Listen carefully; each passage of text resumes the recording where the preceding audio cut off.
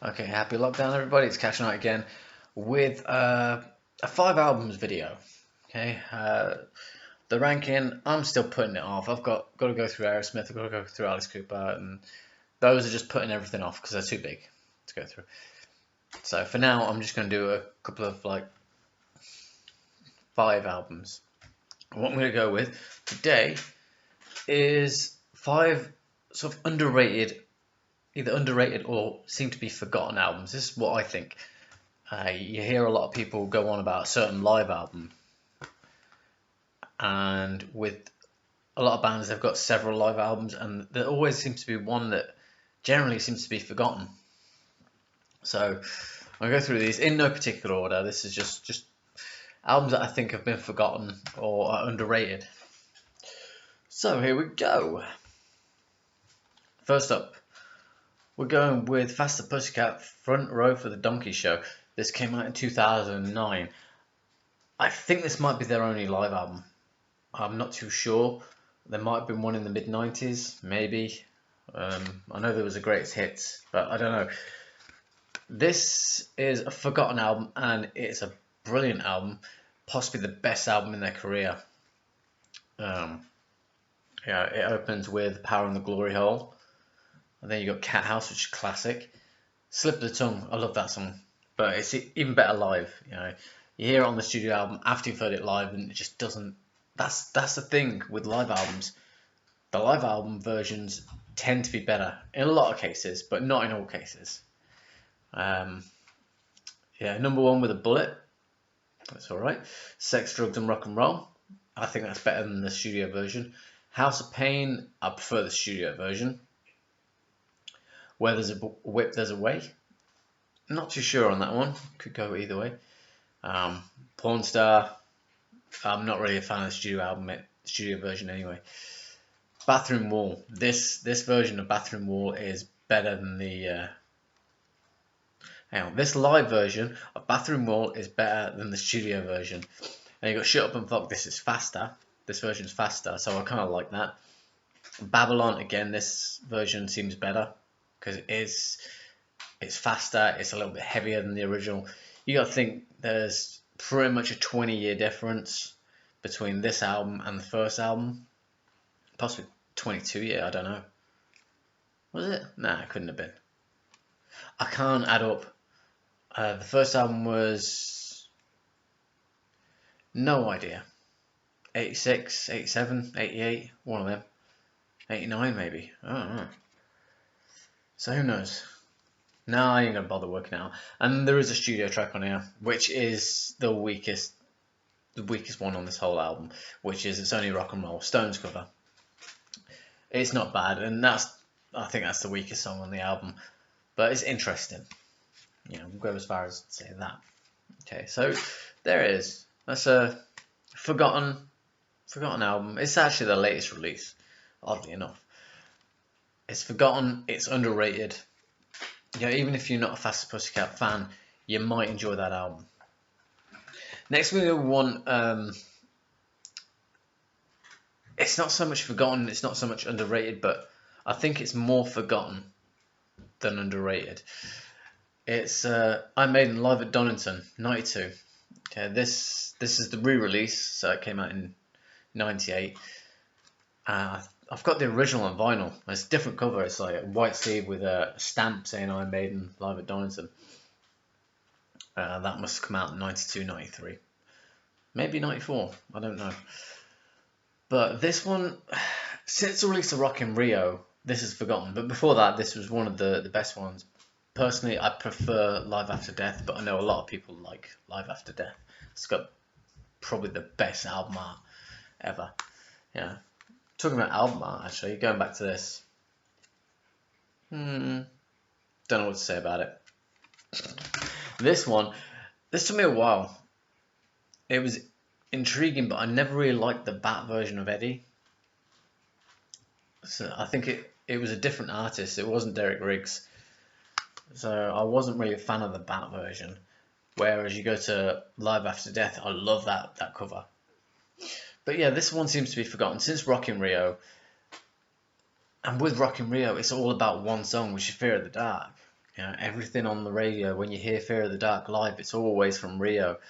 You know, you see the video, it's always Rio. And this one, unfortunately, is forgotten. It's a good album. You know, this and Real Live Dead One, Real Live One, Real Dead One. I've got Real Dead One on a single CD. Live One, it seemed a bit harder, and Real Live Dead One, I used to have, but I don't know what happened to it. Which is annoying because it completes the picture. See why I need to complete the picture? Like I said, I used to have it. On here is 2-disc set. You got Be Quick or Be Dead, The Number of the Beast, Wrathchild, From Here to Eternity, which is great to hear that live. Can I Play with Madness, Wasting Love, again another one they don't really play live. Tail Gunner, don't know whether that's played live a lot, I'm not sure. Evil That Men Do, Afraid to Shoot Strangers, Fear of the Dark, which isn't the closing track for once. Bring Your Daughter to the Slaughter, The Clairvoyant, that's a forgotten song. I think it's a bit cheesy, very commercial, but it seems to be forgotten, which is a shame. It's overshadowed by Can I Play with Madness. You got Heaven Can Wait and Run to the Hills. Disc 2, very short one. 2 Minutes to Midnight, Iron Maiden, Hallowed Be Thy Name, which used to be the epic. That used to be the epic until Fear of the Dark. And then you got The Trooper, Sanctuary. It's a great song. It should have featured on one of the albums originally. That's my opinion. And the artwork for the single was great. It fitted the time. I've got the single, but it's blurred out Maggie Thatcher's face, which is annoying. And then you got Running Free. It's a good album. Very good album. So check that one out. Forget Rio. Rio is just overrated. I should put that in my next overrated. Rockin' Rio. Next we're going to go with my favourite band, Queen. Okay, this is Live at the Bowl, or Queen on Fire, or whatever you want to call it. This is the 82 set. Yes, this was on the Hot Space tour, but this captures something. This is more of an underrated, partially forgotten, because everyone focuses on Wembley in 86 or the Live Killers album from 79, I think it was. Yes, those two albums are great. I prefer Live Killers. It's a lot better. And Wembley is just a lot more commercial, and you can see the improvements. The musicianship has improved a lot by 86. But this is partway between there. You got songs on here which you don't really hear live, or you didn't, before Paul Rodgers came in and Adam Lambert. And I don't know, I don't really listen to any of that stuff. But there is such a big catalogue of live albums with Queen. You've got, what is it, Live at the Rainbow 74, Live Killers, At the Bowl, Live Magic, At the Beeb, did I say Wembley 86? Must have done. Return of the Champions, and I think there's another one, but I don't know. But there's so many live albums by Queen, and this one is just forgotten. It's just lost. And it opens with Flash, right? It's not really, if I remember rightly, it's not the whole song of Flash, and then it goes into The Hero, which is the end credits of the Flash Gordon movie. It's also the last track on the soundtrack, which is the best song. I love that song, best song on that album. Don't care too much about the kind of title track. And then you got the fast version of We Will Rock You, the best version of We Will Rock You there is. I'm so tired of hearing the cliche, the stomp stomp clap. This fast version, you've got to listen to it. It's on Live Killers as well. It's much better. You got both versions on this, but the fast version is better. You got Action This Day, which you don't hear live. Don't hear it live anymore. Play the Game, again, there's another one. Stay in Power, you don't hear that live. I don't think, apart from Under Pressure, nothing from Hot Space is played live, which is a shame. The songs are not terrible live. Studio, they're pretty terrible, but in comparison, on the live album, they're alright. Action This Day is probably the best live version of anything off Hot Space that I've heard anyway. You got Somebody to Love. Again, you don't tend to hear that live. Not too sure about the Paul Rodgers, Adam Lambert era. I have got Return of the Champions, but I just didn't really listen to it that much. Now I'm Here. That's a good song. And then you got Dragon Attack. Don't tend to hear that live. And then you got Now I'm Here reprise. Love of My Life. It's an overrated song. I don't like it. Save Me. You rarely hear that. That's like hearing The Hero or Flash even. Save Me, hearing that live, it's a great song in the studio, but it's great live as well. And then to close off the first disc, it's Backchat, which is another one of Hot Space. Not a good one. Get Down, Make Love. Not a fan of the studio version. Definitely not a fan of the live version because it just lasts too long. So many weird sounds going on. Particularly on the Live Killers album, there's so much going on. It seems like nothing these days, but when I first heard it, I think it was 7 minutes, and it just went on and on and on. Then you got a guitar solo, which is always nice. Under Pressure. Obviously, without Bowie, it would have been nice to see that performed, or have that performed live with both Queen and Bowie. That would have been nice. Have that on an album, be great. Fat Bottom Girls, great song. Crazy Little Thing Called Love. You do hear that live, but it's a good song. And then you got Bohemian Rhapsody, which is on every live album, apart from the Rainbow, because obviously it weren't written then. Tie Your Mother Down, it's a great song. Another One Bites the Dust. Sheer Heart Attack. You don't tend to hear that live much. We Will Rock You, the classic version. And then We're the Champions.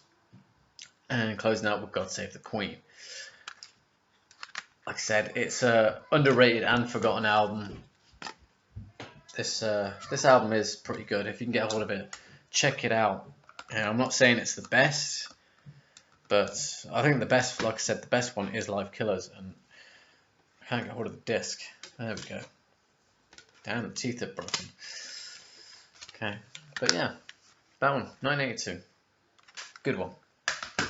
Next, we're going to go with two that I've shown on a video before. I've actually shown Faster Pussycat one, thinking about it. No, I haven't. Doesn't matter. Forget it. Right, so next I'm going to go with Meltdown, 98 Live, Judas Priest.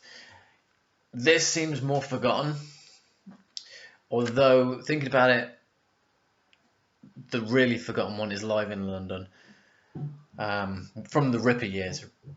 I was trying to work it out, and at first I was going to go Priest Live. It's a good album, but it's kind of forgotten. Then you got Unleashed in the East. It's more forgotten than Priest Live. But then you got this, which is really forgotten. And Live in London, I haven't heard it. But this is a good album from the Ripper years. I've gone through the track listing before. So if you want the track listing, find the Ripper years video. Because there's a lot. There's 24 tracks, 2 discs. But yeah, this was obviously the first live album with Ripper, Tim Owens. And it's a good album. It is a really good album. As in live, this is, like I've said in a previous video, this is better than both studio albums. Again, I can't comment on Live in London because I ain't got it. I will get it.